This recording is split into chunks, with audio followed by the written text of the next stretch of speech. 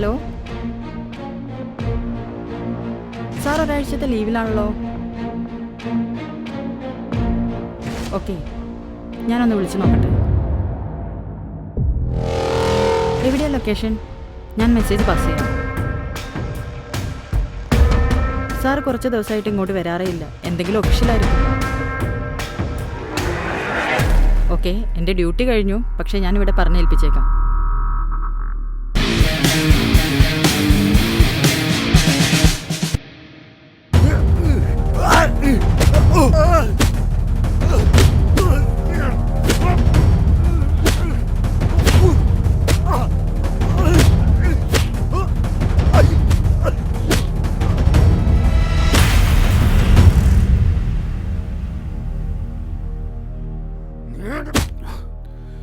ചോദിക്കാനും പറയാനും ആരുമില്ലാന്ന് കരുതി ഭാര്യയോടും കുഞ്ഞിനോടും അല്ലടാ തോന്നിയാസം കാണിക്കേണ്ടത്.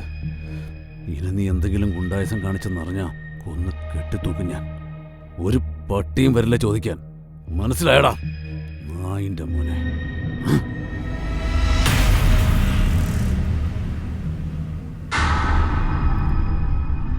പോലീസിൽ പരാതിപ്പെട്ടുകൊണ്ട് മാത്രം കാര്യമില്ല. ഈ അസുഖത്തിനൊക്കെ ഈ ഒരു മരുന്നേ ഉള്ളൂ. അതിനി പോലീസായാലും ആരായാലും. ഈ ബുദ്ധി ആരാ മോക്ക് പറഞ്ഞു തന്നത്?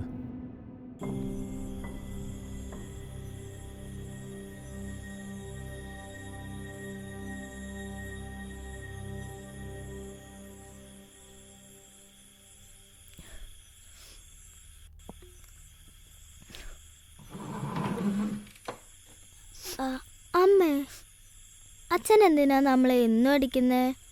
അറിയില്ല മോളെ, നമുക്ക് ചോദിക്കാനും പറയാനൊന്നും ആരുമില്ലല്ലോ. എന്നിട്ട് അമ്മ എന്താ അച്ഛൻ്റെ അടുത്ത് ഒന്നും ചോദിക്കാത്തെ? അച്ഛനോട് ഒന്നും പറഞ്ഞിട്ട് കാര്യമില്ല. നമുക്കിനി മാറ്റിയെടുക്കാനൊന്നും പറ്റത്തില്ല. എനിക്ക് ടീച്ചർ ഒരു ബുദ്ധി പറഞ്ഞു തന്നിട്ടുണ്ട്. അതൊന്ന് പരീക്ഷിച്ചു നോക്കിയാലോ? എന്തിനാ ടീച്ചറോടൊക്കെ പറഞ്ഞേ? എനിക്ക് അമ്മേന്റെ സങ്കടം കാണാൻ വയ്യേറ്റ അമ്മേ. എന്നിട്ട് ടീച്ചർ എന്താ പറഞ്ഞേ?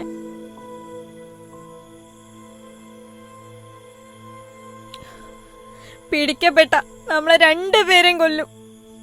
ഇല്ലമ്മേ, ചിലപ്പോൾ നമ്മുടെ സങ്കടം ഇതോടെ മാറിയേക്കാം. പ്ലീസ് അമ്മേ. എങ്കിൽ ശരി, ഞാൻ നിന്റെ കൂടെ നിൽക്കാം.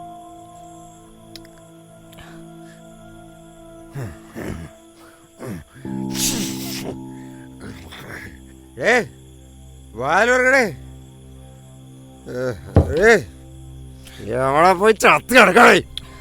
തുറകടി വാതിലേ. പൊന്നാര മോളെ, നിനക്ക് എത്ര ഉണ്ടേ കാമന്മാരെ? വാതില് തുറക്കണേ, ഞാനൊന്ന് കാണണ്ടേ ആരാ?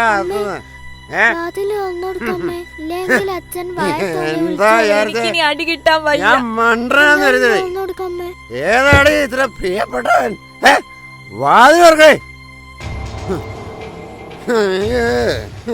ഞാനില്ലാത്തപ്പോ ഓരോരുത്തന്മാരെ വിളിച്ച് കേറ്റിട്ട് തീർത്ത് തരണില്ല. തുറക്ക്.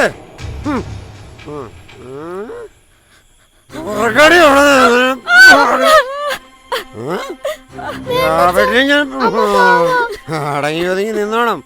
അല്ല അമ്മയെ പോലെ കണ്ടവനൂടെ അഴിഞ്ഞാടി നടന്നാണ്ടല്ലോ തലി കൊല്ലി ഞാൻ രണ്ടിനെയും. മോളെ, നീ എങ്ങോട്ടെങ്കിലും ഓടി രക്ഷപ്പെട്ടോ? എന്താണ് പറഞ്ഞേ? രക്ഷപ്പെടാനോ? അടിച്ചൊട്ടിക്ക് ഞാൻ രണ്ടിനെയും കൈയും കാലും.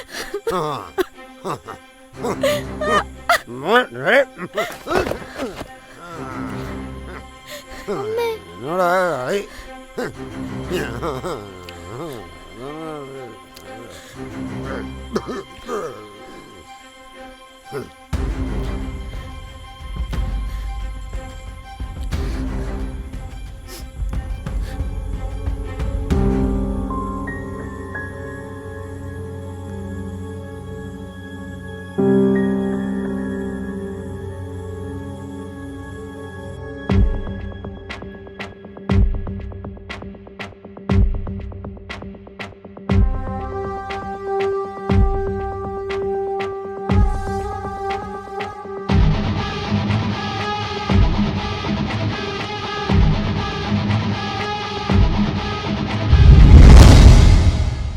ഇനി മോള് പേടിക്കണ്ട കേട്ടോ. എന്തെങ്കിലും ഉണ്ടായാൽ അങ്കിളെ അറിയിച്ചാൽ മതി. ഈ ധൈര്യം കൈവിടരുത്. വളർന്നു വരുന്ന മക്കൾക്ക് അമ്മമാർ തന്നെ ഒരു മാതൃകയാവണം. എന്തും നേരിടാനുള്ള ശക്തിയോടെ ജീവിച്ച് കാണിക്കണം. ഇനി ഉപദ്രവിക്കുമെന്ന് പേടിയാണ് സാറ്. ഇനിയും ഉണ്ടാവില്ല. മരണം വരെ ഇവനിത് ഓർമ്മയുണ്ടാവും. പറ്റുമോളെ?